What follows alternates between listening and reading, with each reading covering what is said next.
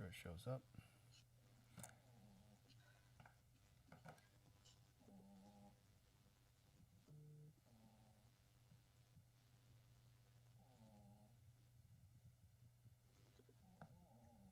Yes, here we go. All right, everybody. This episode of Catch the Craze is sponsored by The Continuing Adventures of Ego Raven returns to Kickstarter. Ego Raven, Heir of the First Unicorn, Issue 2, continues with Ego Raven, a half-unicorn, half-human princess, exiled from her enchanted homeland Edenron, and forced into Turnum, one of the outer kingdoms of men. If you missed the first issue, don't worry, catch-up levels are available in both digital and physical editions. So check out my campaign, and thank you so much for all of your support.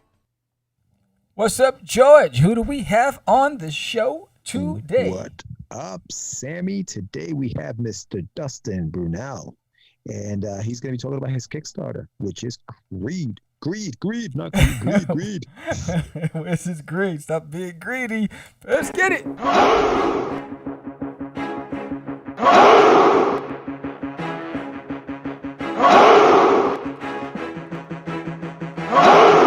We are the only show for independents all around, giving you a platform to spread your word all over town. Catch the Craze is the place to promote to your fans with the Dreamer, Medina, and Sam the Crazy Man. Subscribe to our show and never miss an episode. It's time to get your meds, listen to us on the go. Updated every week, we never miss a day. Join the squad, come on in. It's time to catch the craze. If you are an independent, catch the craze. Making moves on your own, catch the craze. On your grind in the streets, catch the craze. Join the movement, catch the craze.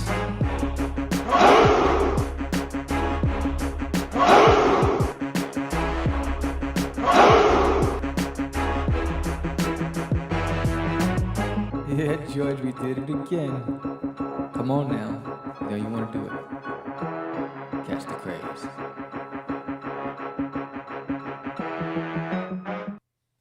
Welcome to Catch the Craze podcast. I am your host with the most, Sam the Crazy Man Vera, and I am with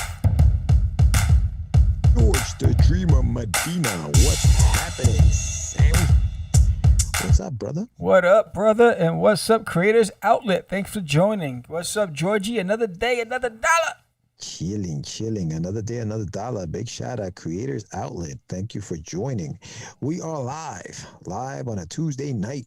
And we're going to have Dustin Brunnell today on the show. For everybody watching, if you just stumbled upon the show, make sure you hit that subscribe button. Don't leave without subscribing. Chase. Thank you for commenting. And another day, another dollar is right, Sam. Another day, another dollar. Yeah, I mean, it's been a busy day. I was live streaming earlier, joined the Crazees. Had a few people up in the chat this morning, or this afternoon. Nice. Yeah. You know, it was like trying to build momentum to drive traffic to our Kickstarter, Catch the Crazy. So that was fun. It's going to probably be the cover for 4. Nice. Yes. So since we already have the cover for the graphic novel, for the trade paperback, I think this is going to be the cover for 4. Sweet. Yeah, no, for everybody who has no idea what the heck these two guys are talking about, if you go to Kickstarter, if you go to the link that we're about to put down on the chats here, we also have a Kickstarter campaign going on right now on Kickstarter called Catch The Crazees. And we have been funded, but we are looking to reach some stretch goals because we want to give some stuff away. So if you have not pledged yet, make sure you do. The campaign is live until the 29th, yes. I believe. Yes.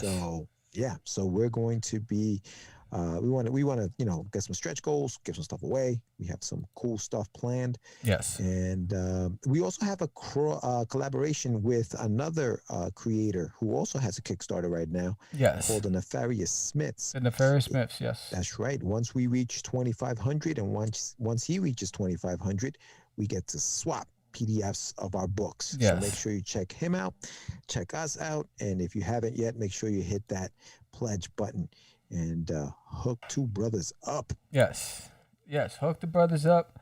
That's what I'm talking about. That's what I'm looking for. Where is this? That's right.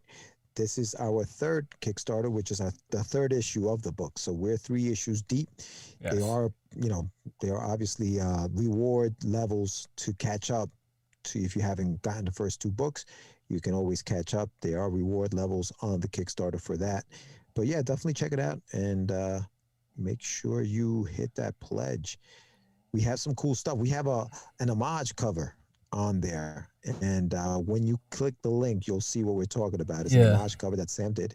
That's getting a little traction. It's going to be limited to 100 prints of it, so make sure you get on that. We also have some Hollow Foil covers, gold print and silver print covers available. So we have a bunch of stuff for this Kickstarter. So make sure you check it out and share it. If you've already pledged, make sure you share it. Make sure people hear about us. And special news for anybody who's back to Catch the Crazies on the first campaign and the second campaign.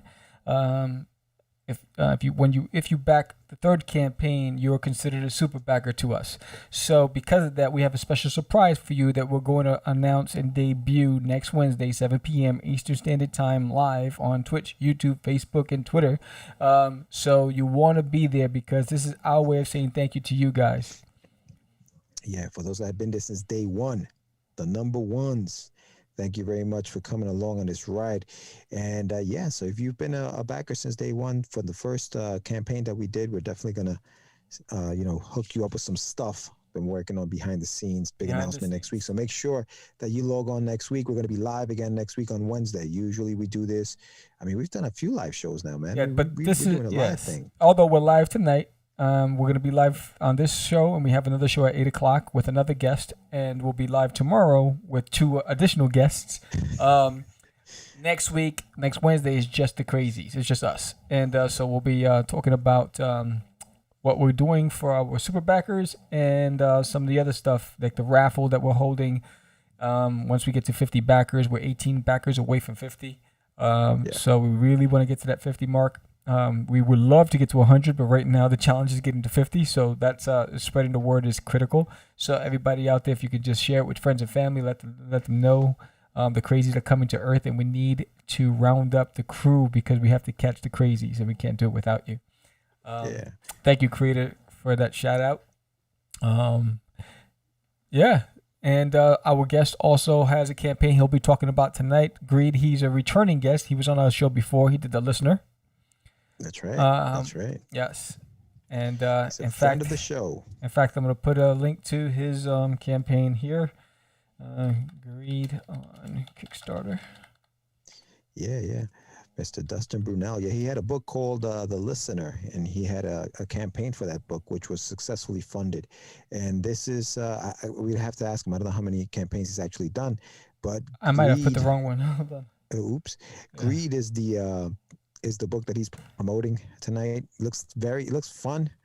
I'm interested in seeing how those 2 books collide. Like they're in the same universe. So it's very interesting because this looks different than what The Listener was. So I'm interested in knowing, how these 2 worlds come together. Yeah, it's gonna be interesting to. It's gonna be a good conversation. I'm looking forward to that. Also, I just want to give a shout out to our sponsor, Daphne Lage. She sponsored this episode of Catch the Craze, and she is doing really well on her Kickstarter for Eagle Raven, and currently on Kickstarter as well. So the link will be in the summary.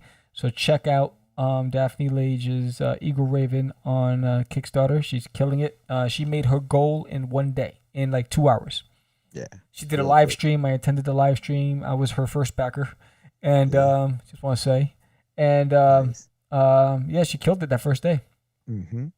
Yeah. Apparently I'm the winner of some raffle that she had at the end of the show. So that was cool. Yeah. But yeah, big shout out to Daphne, man. She's been doing this for a while. She's actually going to be on the show promoting her next book, Tuesday. Next Tuesday. She'll be on the show live with us. Yep. So we'll be talking to her. There's a lot. She knows so much about Kickstarters, and she's been doing them for a very long time. Yeah, she's had a lot of them successfully funded, so she knows what she's talking about. So you guys want to tune into that episode. If you are going to start a campaign, we'll ask her a couple of questions, and if you are watching and if you do have questions, that's open. So make sure if you have questions, ask away. Same thing with everybody watching today. Yes. Once Dustin comes on, if you have any questions about the campaign, feel free to ask them here. If you have questions about our campaign, any questions you have, just make sure you ask away. We're open to answering any questions. And I want to give a special shout out to John Coates. I don't know if you're watching, but I forgot to mention, and I will post it later this week. John Coates did a piece, his rendition of Forbidden characters. It looks great on camera. Look at the inks. He did this piece. Nice. He sent me the original, and he signed it. And he also did this piece for the Crazy Man. And he also signed that as well. And he sent me a copy of Vengeance, his comic book, which is in the back. He's actually, that piece of Forbidden is featured in the Forbidden book. That's right. Everybody who pledged to Forbidden when it was on Indiegogo a month ago, they received the books, which is great. So yeah, I just wanted to get, that actual piece is in the book with a little bio about who he is and what he does. Yeah. Big shout out to Mr. There he is. There it is. He's in the book. He is in the book, in the Forbidden holofoil cover of the book, which I have holding on right here. Very nice print. And if you guys are watching and you did receive this book, let us know what you thought about it. Forbidden. Big shout out to David Keelis, too, the artist on the cover of this book, who killed it, man. The wolf. Killed it on this cover. That's why that one I want that is the holofoil cover, because look how great it looks. Yeah. It looks awesome. And also big shout out to Aníbal Arroyo, who is the interior artist. Arroyos con Pollos. The book itself. Yeah. And a lot of work. He killed it. Into the book. We Sam was fortunate enough to meet a young lady from Brazil. Her name is Barbara Soraji. So big shout out to Barbara. Barbara's killing it with the colors. Work. She's doing the colors on the interior. That's right. She's off the chain with that stuff. I mean, she's. I just sent you another page that she sent me. Where they're in the river. That looked really good. That looks cool too. Yeah, I know, right? The way that plays on that. Huh? I like that back page ad. Yeah, very nice. Yeah, I gotta hire that guy. That guy. But the holofoil joint looks good. Like even on that phone. Yeah, it looks really cool the way the effects on it. It looks cray. This is, if you guys can see at the bottom, there is the cover for Crazees #1. That is what the holofoil is gonna look like on that cover. Word. So that's gonna be crazy. Yeah, so you get a bit of with a the taste. Smoke. Oh yeah, man, what it looks like a little bit. It's hard to say, but because it's got that silver background, as soon as the light hits it, it's gonna look really cool. So if you've pledged to our Kickstarter, make sure you check out that level, because and there are also add-ons on our Kickstarter. So if you pledge to a level where you're only getting the 3rd issue because you've already gotten the other 2 issues, but you do want like an extra book, or if you want that cover, you can pick that right before you log off. So check that out. Yeah. And again, just a reminder: if we get to 50 backers, we will be raffling. All 50 backers will go into a raffle to win this. There's Nail in My Toilet. First Flush, fully colored. You can only get this from me. You can't get this anywhere else. George Medina did the cover. And he also lettered it, and it looks like you lettered it and colored it. I think. I did. All right, cool. You might have colored it, I think. Yeah, I think I might have. Yeah. Might have done some stuff in there. Yeah, and so George Medina worked on this. We've been working since like Moses parted the Red Sea. We've been around the block for a minute, but So we're gonna raffle that off. It'll be shipped, bagged, and boarded, and signed by me. It's a hilarious book. There's Kneeling in My Toilet. Actually, There's Kneeling in My Toilet will be at the end of the year, launching on crowdfunding camp. I'm not sure if I'm going to do Indiegogo or Kickstarter, but it's going to be launching at the end of the year for the full trade paperback in full color. It's already done. It's just to get it printed and distributed. So it's not like anybody's going to have to wait. The only thing they'll have to wait for is when it goes to the printer and it's returned. That's it. So it'll be the collected edition will be going. There'll be a campaign at the end of the year. So for anybody who's been wondering, what is this Disney in my toilet, man? When are you going to show it? Around Christmas time. It's making a return. Yes. Right. And I see Dustin's in the waiting room. All right, let's chat with him. Yes. So before we bring him in, if you're looking to promote your Kickstarter campaign and you're trying to find ways to do so. Do you have a Kickstarter campaign and you're trying to figure out how to get the word out? You look online and you see the competition is fierce. Comic-Cons are slowly coming back, but in the meantime, how do you spread the word? You worked for hours creating your campaign. you post on as many social media sites as possible, trying to get the word out to no avail. Well, look no further. Why not sponsor an episode of Catch The Craze podcast, the fastest growing indie podcast in the market today? That 30-second promo can get you an extra 2 to 3 backers or more. Who knows? Let's go. Hit the link below and get one step closer to a successful campaign. One step closer to a successful campaign. And here we go. In the blue room, we got Dustin Brunnell. Welcome. What's up, Dustin? How you doing, man? Oh, man, we are super blessed. Thank you. Good. Everybody, this is Dustin Brunnell back on Catch the Craze. And you have another Kickstarter, man. You're hitting us with that greed. Man, indeed. Whew. So,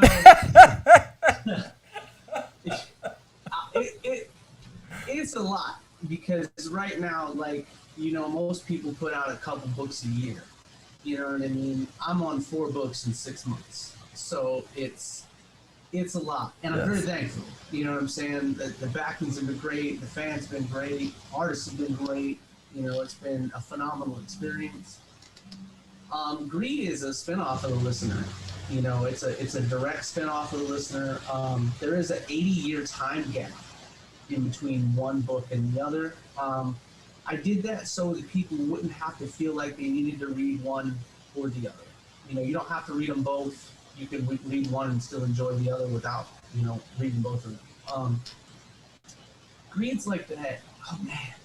Greed's like, you remember that movie with Fred Savage, Little Monsters? Yes. Right? Yes, I do remember. Yeah. Greed is like Little Monsters, man. It's like you've got this really cool kid, you know what I mean, that tries to do his best he can, but he's trying to fit in at that 10-year-old age range. And you've got this thing that comes out of the dark and is like, hey, do bad stuff. Yeah. Do bad stuff. There's a lot to it with Greed, though, because it's a lot deeper than the sum of its parts. You know, we joke about how it's let your hair down type of book. Right. You know, because it really is. The Listener is super emotional to me. It has a lot of spiritual ties to me and binds to me. Whereas Greed was like that, let's go get drunk at a party and write a comic book. You know what I mean? Right. And it's so much fun, though, because it's geared toward people that grew up in the 80s and the 90s, you know, and watched Ninja Turtles or Street Sharks or any of those awesome, or Mighty Max, right? You know, any of those cartoons that were so prevalent. But it's like, if they grew up with you, like if they didn't just stop at that time period, like everybody aged at the same time, you know. So now you've got like grown Mighty Max, like fighting werewolves and monsters and stuff as grown dude. Yeah. You know what I mean? And I think that's what makes it a lot of fun because people can relate to it. You know, they can relate to the stories and stuff. The first issue is a lot of fun. It's real lighthearted, you know, with the exception of the Minotaur Demon and stuff like that. It's 2 buddies that are getting to know each other, you know, but we throw them right in the thick of it in the very beginning, you know, whereas The Listener, I tried to give you guys time, you know, and time to get the feel of it and stuff. You know, Dustin, when you came on last time, and when you came on last time, you did have The Listener, and that was what was going on, and so the story, when you were telling us about it, like you said, it's very spiritual, very deep. So Greed, were you writing that? Was that always part of the plan, or is that something that kind of like, you know what, I kind of like this also, and then you added it into it, or was that always part of the plan? I wrote Greed, the first 2 issues of Greed at the same time as I was writing, because I wrote The Listener. Oh my gosh, man. I wrote 30 issues of The Listener in a 60-day period. You know what I mean? Like, it was banging it out. And it was banging it out because, like I mentioned, and you just mentioned, it was a very spiritual experience for me. So I, like, really, I locked myself away, you know, and I was in, for those of you that don't know, it spun out of a eulogy of my uncle's death is how The Listener came about. So with Greed, it was like I needed a space to almost live while I was writing these tales of horror and these tales of misery and stuff. It was like, man, I really need some lighthearted energy. But it spun out very much further after that. It grew a lot. Yeah, no, I love it, man. It looks dope, and I enjoy the artwork too, because it's a little different also. Like not just the story, but the artwork. So I like the fact that you made it so that even the artwork is different. Absolutely. Tell us a little bit about the artist and how you guys hooked up and how did that happen? So Manny Soto, or Manuel Soto, is he's an Army vet and just an awesome dude. So we clicked right off on that, you know what I mean? So we were clicking on that, and then he was working on Mojo Rising, which he's still working on Mojo Rising. He's the artist for Mojo Rising, the interior line artist for that. And I remember having a conversation with him, and I was like, man, I'm a big fan of Mike. I'm a big fan of Silvestri. You know what I mean? Can you bring something like that to the table? Because man, no lie, like when I started with Listener, it was like looking for artists. You know, I had a couple friends that were in the industry, and outside those friends, it was like I didn't have a sequential artist. And a lot of people, you know, aren't in the industry, so they really don't understand what I mean by that. When you look for a sequential artist, it has to be somebody that can follow up after imagery. You know, it's like covers are beautiful, right? Covers are beautiful, but they're static images. You know, when you start talking about sequential artists, Sam, you know what I'm going on about right now, man. You know what I mean? When you start talking sequential, it's a lot different, man. It's a lot more different. Like you got to pay attention to every single detail. Because if you miss something, someone's going to call you for it later on. Yep. Yeah, and it's not to be, I'm not trying to be rude, but that's the fact. Somebody's going to be like, hey, you missed this. Why is this dude wearing a different color shirt that he was wearing 2 pages before? Don't mess around, man, because that stuff happens. Yeah. It's very important, you know, if you're gonna bring the game, to bring the game, you know. So with the sequential guys, you know, I had all these guys that were reaching out that wanted contractors for the Listener, you know, because I put out an all call for that book because I didn't know nobody. You know, it was like I got to find somebody to do the artwork. I was scared to talk to some of these cats that were like been in the industry forever, right? I was like, nobody's gonna want to do my book. You know what I mean? Right. I got a couple baller buddies that have done covers, but other than that, nobody's gonna do my book. So, which my whole view on things has changed since my past couple books have come out. But it's, you know, when Manny came to me this time, it was like I had people come to me this time. It was like I wasn't like looking, you know what I mean? Because I'm a little bit more confident, like I mentioned, and I'm confident because people have given me that confidence. Right. You know, to come up and, you know, it's scary when you first start in this industry because you don't know your own self-worth. You know what I mean? You have no clue what, you know, you're out there in the dark looking around for a peer that may have a flashlight, you know, what's going on and whatnot.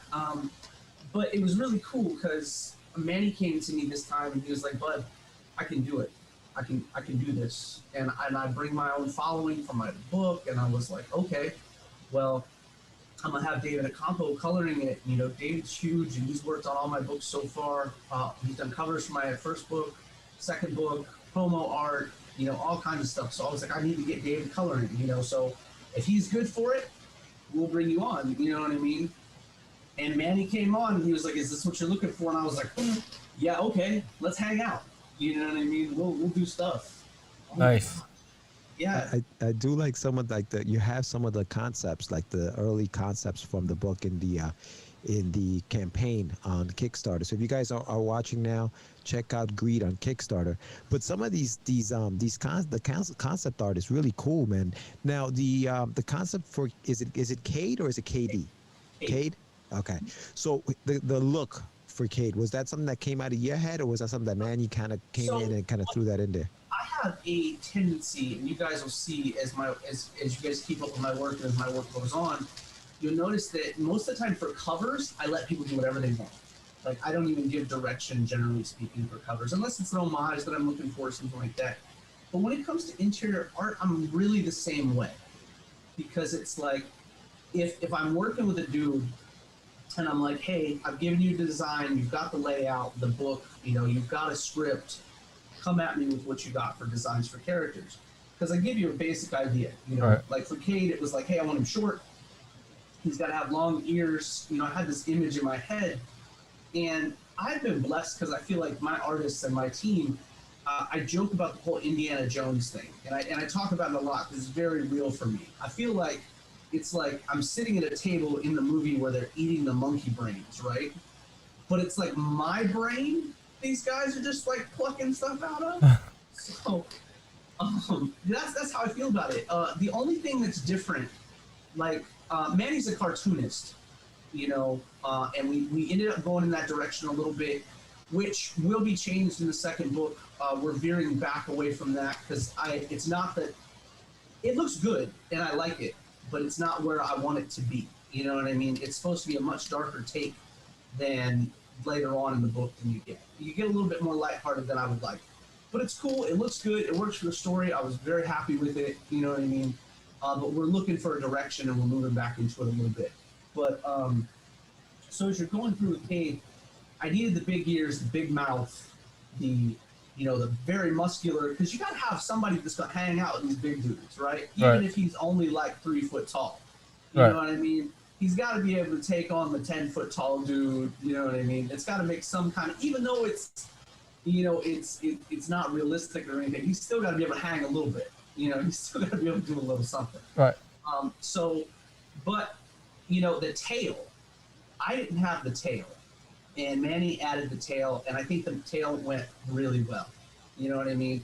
Because it's almost like a monkey tail, right? It doesn't have a barb on it or anything, but it is prehensile, and it's very cool to me because it was something that he added originally, and I think it worked really, really well with the character.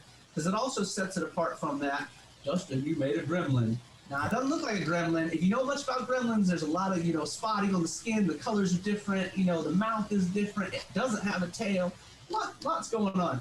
I do think it looks like a demon that people would traditionally think of as a demon, though. And that was something that was okay with us because Cade has a much deeper role to play in both of my series than we've alluded to just yet. And speaking of that, I start introducing characters into it. And he's had a lot of fun with that. So, yeah, you know, it was his tail edition, and I think he brought my characters to life. Nah, it's cool, man. You know what I like about your campaigns, is that you think outside of the box. So, like, for example, and I'll just give everybody an example. If you go to the Kickstarter campaign and you check it out, at $8 you get some Cade drool, which is slime. So you always throw in those little, not just the book, you get a little bit, you get a little thing. So now how is that coming? Is that coming in like a little bottle? Like how are we getting the slime? Bro, so the last time we did soap, right? And the soap turned out crazy balling with soap. But it was like, I didn't expect it. I really didn't, but it was a lot of fun. The slime is different. The slime, what I wanted to do was, and I'll send you guys pictures later of my slime incident so you guys can have a laugh at that. But I bought this green slime because I thought it was a lot of fun. I thought it worked with what I was trying to do and how I was trying to push my book and stuff. But I bought these really cool, like, almost like scientific containers, you know, like you would keep specimens in, like vials. Right. So I bought those, and then I was like, okay, well, now we've got the slime. I bought like a tub of slime, right? So it fits right in there, and then I special ordered these stickers to go on the outside, and they're really cool looking. So I'm really happy with that. But yeah, so they come in this little teeny jar thing. Oh well, it's not teeny; it's about that big, but full to the hilt type of jar, and it's the cool slime because I just had an incident at my house where my son threw blue slime all over the place. And yeah, my daughter's room was destroyed, like literally destroyed. Like I'm gonna have to repaint the entire room, replace the carpet. Yeah, it was bad. So anyway, so this stuff is the kind that doesn't stick to stuff. Like you can pull it off without it damaging anything, and I thought that was real important. So there's something for you guys to know. If you get the slime, it is not gonna ruin anything. Yeah. That's important though. Yeah, that's important. Absolutely. It was that's super important, bro. I was like, man, I'm not going to be the one y'all blame for somebody messing up your book or something. Nice. I just want to give a shout out to Creators Outlet. He says he loves the Greed Rich Beretta cover. Nice. Yes, I mean, yeah, I think the cover that I have as your promo, the one with he's holding the Greed logo, that's just freaking sweet. I, Yeah. that was Eric Viola's cover, the one where he's holding the logo. Yeah, that one's dope. He's our interior artist for the listener, so we had a lot of fun with that. Nice. Nice. Definitely his style. Yeah, man. And just so everybody knows, the campaign is up until May 23rd at 7:54 p.m. I love how Kickstarter gives you an exact time, like 7:54 p.m. It's over. Now is that So- Eastern Standard Time? Yeah. Oh yeah, because on Indiegogo it's Pacific Time, I think it is. Oh, really? Yeah. I would lose my mind. Because I had more time than I realized it on Indiegogo. I thought my campaign was over. I still had 8 more hours. It's like, what? And then I realized it was a different time. I was like, oh, okay, cool. For sure. Well, we've done a couple really cool things. With Greed being a tie-in to the listener, you'll actually start seeing characters from the listener in Greed. And Cool. one thing that we've done is we've written it so that you, like I said, you don't have to read the other book to enjoy Greed. But Right. you can get little nods to what's going on in the story of the other book as well. Like we introduced Lee in the first issue of Listener. She's a young Chinese girl we introduced. And she's going to be a main character in Greed for quite a period of time. But everybody's like, well, how, trying to figure out how she didn't age like a normal human being would. What's going on to deal with that? Why does she have a noble spirit? So on and what have you and whatnot. But there's a lot of cool stuff going on with that. We're bringing Kupalane into Greed, which is the Celtic god, warrior god, which is really cool. We're bringing in Feolod, which is the werewolves, through him. And next book, the big reveal is Lilith, and she'll be coming with our NSFW book covers. So for those of you that don't know, I am super into old school feminism. Like I believe in strength. I don't buy into shenanigans, you know what I mean? But I have a 10-year-old daughter, and I try to teach her what beauty is, without a magazine and stuff like that. And so and I'm tattooed. I'm not gonna put it live because I don't know if that's cool. I'm tattooed in nudes. Like my whole body is covered in nudes, and a lot of it came through a project and a way that we were trying to teach young women and stuff some certain values. But anyway, so we bring Lilith in, and we bring in NSFW covers with that character because of who she is and what she is in. I don't want to say theology because in religion, in Christian beliefs and stuff like that. Yeah. So she definitely brings her spice to covers and spice to the book and stuff. But they're artistic nudes. So if anybody's curious about that, I'm not into doing shenanigans. Just the body is beautiful, and I think that character elicits that type of response. But yeah, so there'll be all kinds of cool covers like that for the next issue. The next issue is also going to have a glow-in-the-dark cover I'm working on. All kinds Glow in of the fun dark. shenanigans. Glow in the dark. He's taking That's it up a awesome, dude. notch. That's awesome. Man, I've got to, man. I've got to. There's so much amazing talent in the world that I'm like, It's know what? crazy. It is crazy. Yes. Yeah, absolutely. So I feel like I've got to be able to compete with this amazing world of talent. And like I've said on numerous shows, and I said when I first started this, it's like I got thrown into this ocean of talent, and either you're that real bright fish that keeps predators away because it's bright colors, or you're bringing the sharp spines, the big teeth, and the size. I got to bring something to stand out in this world of awesome talent. Yeah. That's true. And I'm too young in the game to be sharp just yet. So, once I get to that point, though, we'll be there. We're gonna get there eventually. Yeah, no, I love the way you dropped the book, and you're like, all right, we're going with this next one, and we're coming out with this. I'm partial to like the cartoony stuff. I loved that look of it, but I can understand why you would change it up for the next one. Is it gonna from that point on? Is it gonna remain kind of like with the more serious So artwork? If you look at Manny's cover, he did a cover that David colored and it's got Oz and Kate on it, and it's an homage to the Incredible Hulk. And it's a very cool image to me, and it shows people how the books will be going from here on out. You know, that particular style is what I'm asking Natty to bring to the table, because I really like there's a couple pages we show in the Kickstarter as well, where we show off that type of style. I like that dark, you know, it's all nighttime in our book.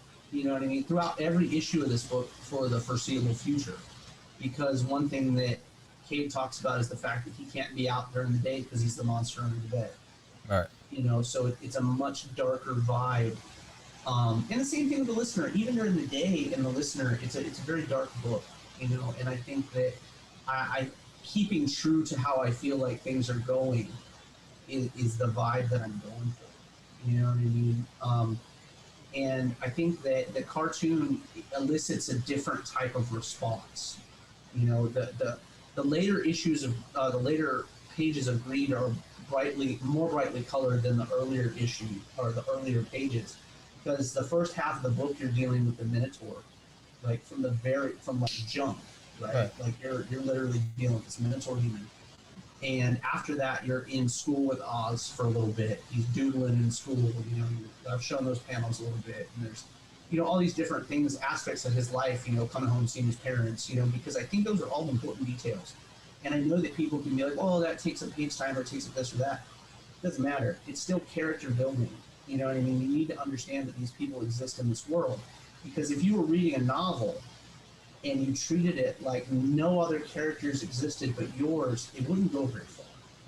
You know, you have to bring the other characters to life, because you're creating a living, breathing world.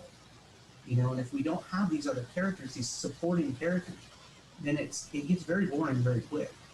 You know, you have to add the little spice of things different. You know, like the bully at school, you know, or the rude neighbor that always complains about the dog that's, you know, barking, or, you know, even though the dog barks once a month, you know what I mean, or, you know, whatever, what have you. But there's these little details that bring things to life. You know, like if you're looking at a face, if you don't bring wrinkles, or, you know, at the lips, you know, or at the eyebrows, or, you know, widow's peaks, or anything like that, it becomes very uniform. And the last thing I ever want is to be uniform, because I think the only thing that keeps us alive in this industry is our individuality. You know, like with the Crazees, cool ass idea. Thank you. know, Thanks, brother. like, Thank you. Cool idea. Originality, man. And that's what makes the business. That's what makes indie. You know what I mean? I love, Dustin, what I love, and I'm going to read this off of your own page, something that you wrote that I was like, wow, this is really cool.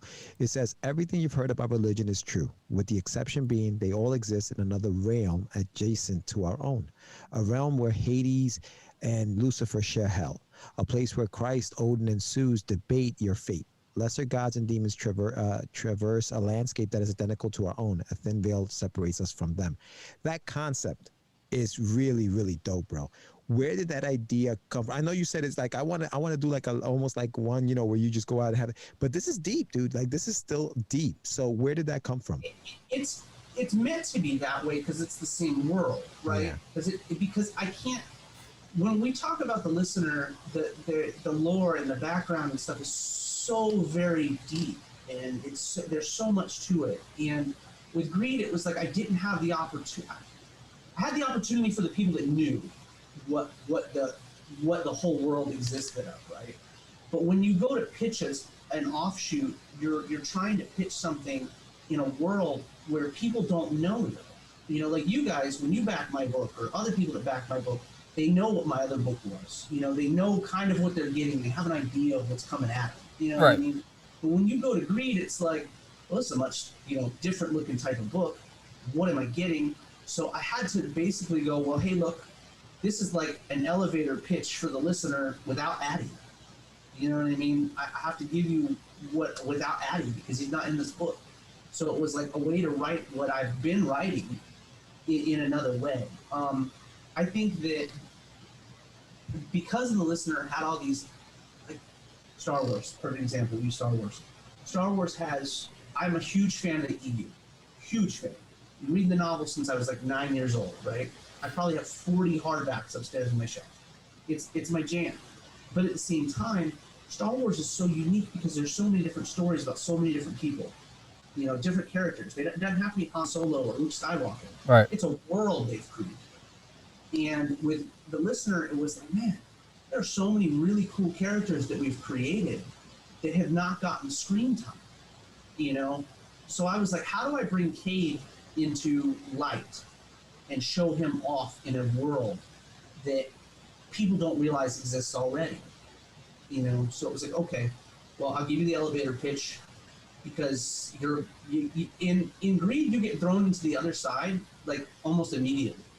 Whereas the listener, we didn't even venture into that realm to the very last page of the second book. You know what I mean? This is, you know, because there's character building, you know, versus 10-year-old kid gets thrown into shenanigans, you know, and that's what I mean. It's not that it's not deep, it's that it's easier relatable wise, you know what I mean? Because now you were a kid at 10 years old. You've lived that life. You know what I mean? You were inquisitive and it was fun and it's interesting. And you have kids that are 10 years old and you're living vicariously through them and their adventures and the stuff they see and you're happy for them. This is like that for me. Like it was like, okay, I have this really, really serious book with these serious characters and all this craziness going on. But what would that exact same world look like from the point of view of a 10-year-old kid? How would he feel about that? You know, whereas we can get a lot deeper into it and go, yeah, it's going to get real dark, it's going to get real gory, but there's still like the Shaun of the Dead type of deal. You know, it's two buddies that are having a good time, even though one of them gets bit by a zombie. You know what I mean? They're still chilling at the end of the movie, right? Still playing video games. And that's how it works with this particular book. Now, Cade has a secret that he's keeping from Oz. You know what I mean? And that's where the depth of the book comes into it. What is he hiding? You know, what are we going to find out later? Is it going to break apart their friendship? You know what I mean? Will Oz look at Cade differently? Why, when the listener shows up, is he trying to kill Cade? You know what I mean? Where's the listener at now? You know, all these little details and these nuances. You know, how does Lee have, you know, a noble spirit? You know, what is Lilith? Why is Lilith at the mall? You know what I mean? What is she doing? Lilith is my Eric Northman. You know what I mean? She's my guardian of that area. She's considered it her own citadel. You know, so, you know, when Cade comes in and just starts eating demons and stuff and killing demons, it's like now he started a war with the sheriff. You know, but at the same time, we start our first big arc in book 3 that encompasses all these characters. You know, you've got your Lilith, this hypersexualized badass, you know, that's, you know, like commands these armies of demons. But why isn't she in hell? What happened between her and Lucifer? You know what I mean? What's going on in that realm? You know, you got, like I mentioned, Koopaling's coming into book 3. You know, why is he in this little shanty town? Right. You know, so there's a lot going on, and the characters just are bigger and so bold the further you get further into it. And I've pushed to a degree, I pushed myself to write in a different style for this type of book. You know what I mean? And the art style reflects how I've changed my writing for this particular series. It is a lighter thing, but at the same time, it is deep.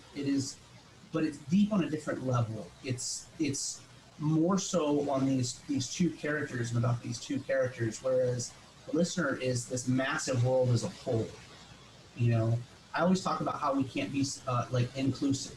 You know, we're a large entity. The world is so much bigger than we see it. And the same thing goes for my books. Like, the cool thing about Greed is I don't only write about Oz and Cade. You know, Lee has her own story that plays out through Greed. You know, Koopaling has his own story going out through Greed. So, like, starting in book 3, you'll get 4 or 5 pages of Cade and Oz, and then you'll get 4 or 5 pages of these other characters that are dealing with their own stuff in the same book. You know what I mean? At the same time period. You know, we start introducing the 7 deadly sins. We've been preparing for the Sin War. That'll be the major crossover between these books. It's a long ways out. Yeah, no, dude, that's amazing. It's a lot of fun, bro. Like, Well, it sounds fun. great. Dustin, so really quick before you continue, how many pages is this book? Like, how many pages are we getting in this read? So all my books are 24 pages full color, cardstock. Like, so it's a hefty book every time you get it. And there's one that'll be going out. You guys will get a copy of it. A couple other folks, it won't be many of them, but a couple other folks will be getting copies of it. I just finished up preparing what's called Gee's Journal, and I'll have a couple with me to take to this show down south at the end of the month. But there's Gee's Journal is a 48-page addition to the listener and to Greed. It's like painted pages, like full painted pages of characters with background story for them. So I'm always trying to top that how much content you guys get. You know what I mean? To a degree, because comic books cost. You know what I mean? They cost a lot, and a lot of people that don't do it have no clue what it costs. Yeah. You know, even if you're your own artist, it still costs a lot. You know what I mean? Like me, I think the listener peaked at almost 6,700 is what I paid to put that issue up. You know, the second book was not much less than that, and Greed was right around 5,000 to produce the book. And I try to keep the Kickstarters low because I do shows and I do events. I sell on my website. You know what I mean? So a lot of my books, a lot of my income comes from other places. You know what I mean? Versus the actual Kickstarter. But that's not to say that that I put that. There's a lot that when you put in a comic book, right? There's a lot you put out, and you guys know it's the time, it's everything like that. It's literally like right now. So I have 3 IPs I'm working on right now, with a 4th coming out at the beginning of next year. You know, so it's literally like I have 18 employees. So it's like keeping up with all the little details, the minute details. I just hired Chuck Brunnell the other day, great guy, to edit my books because it's like there's so much. You know what I mean? There's so much. When you talk about 24 pages, there are a lot of cats out there that don't put out 24-page books. That's not to say there's anything wrong with that, but it is to say you should be paying less. You know what I mean? So like with Greed right now, I dropped my prices. Like if you look at the listener, my prices are $15 to $30 an issue, depending on the artist that did the cover. And so with Greed though, I dropped all the books' prices to $15, every single one. Now, that's just so we can figure out the market for this particular IP. You know what I mean? If people like this cover, this style, that style, right, that's the direction we'll go. And we've got some incredible talent. You know, we brought over a couple people from the listener, but other than that, it's been a lot of its own cover art. Yeah, no, I do like the fact that you have an array of art styles, and you can see them, like you said, in the covers, which are all separate, I guess, reward levels on the Kickstarter themselves. So you can pick and choose which cover you want, and you know you can pick and choose and grab one of those up. What I also want you to mention before we have to go, Dustin, is you're doing something very, very, very, very important also, which is you're donating a portion of the proceeds. Tell us a little bit about who you're donating it to and why. So there's a lot of things that go into these projects, but what people don't understand, and you guys can attest to it, people that are not in the industry, may find it difficult to see, is that a lot of these characters are from our lives. You know what I mean? They're from right there, right out of your heart. You know what I mean? Like, so with the listener, the last book we donated to a wolf sanctuary because I believe they're very prevalent in I try to be careful what I say because there are a lot of different types of people and you don't ever want to offend anyone. Right. Especially when you're writing a book that involves every make and model of theology and or creed, you know what I mean, and religion. So I try to be very careful about what I say. But so my people, in the religions that I follow, you know what I mean, the wolf is a very big part of our religious backgrounds, you know what I'm saying, and our belief system. And so when my uncle, before he died, he would talk about like situations where he felt that he worked with two hounds, and they were always wolf breeds because the government would breed genetically. They would just breed different types of dogs that they felt would be biggest, and meanest, whatever. And people can argue that case, but it's the truth that happened. So there's no point in it. They bred these animals to kill people. That's what they did. You know, they took these beautiful creatures and turned them into something that they're not. And I was like, okay, so the last book, I felt like it would make my uncle's spirit happy if I would put some of the money toward these animals, help, you know, secure them a place in this world that is decreasing places for them to be, you know. And with Greed, I learned something when we moved to Tennessee, that the art programs, the music programs are very different than they were in Florida. And I learned that the kids weren't getting what I thought they should be receiving. You know what I mean? It is and it's not teachers' faults. Okay, that it has to do with the city and how much money the city wants to put toward things. You know, the arts are things that are failing in school nowadays, and I hate. I can't even begin to describe how much I hate the fact that as an artist, an engineer, a writer, that my daughter would be lacking any kind of art utensils or anything that she needed. And I realized it's not just my daughter, because that would be selfish. And I started looking at the fact that look at how many kids are in these classrooms and they're not getting what they need. And I was like, all right, well, look, man, my daughter has helped me a lot with Oz's character. My son's name is Oz. You know, and the character is based off an amalgamation of both my children. So I was like, all right, look, man, I talked to my wife, I was like, I'm going to take 10% of whatever we make, and I'm going to take it down to the school, and I'm going to do an anonymous donation to the school. And that's where it's at, man. I challenge people to do that. I challenge people to look after their children like they should and make sure that, because some people can't afford to help, you know, and if we can, you know, we need to help as much as we can, because that's the next generation, man. That's the kids that are writing the next comic books, the kids that are putting out the next beautiful art, you know. Yeah. You know, the next engineers, everybody. And a lot of these art programs are suffering from, you know, lack of funding. Absolutely. So that is an amazing thing you're doing there, man. I thank you. I really appreciate that. And for everybody watching, if you got some time, make sure you donate to the Kickstarter campaign, because like Dustin just said, 10% of the proceeds are going to go to a very good cause. So that's something that you definitely guys want to get in on and want to get down with. Yes. The links in the chat to Greed. Again, thank you, Dustin, for being on Catch The Craze. You know, you're always welcome no matter what. You know, mi casa, su casa. So we got 12 days to go on the campaign. Again, check out Greed. You know, we're watching closely. Yes, sir. Dustin, I know you're doing some shows, brother. So we're gonna link up pretty soon, man. As soon as this thing opens up a little more, we're definitely gonna link up on one of these shows.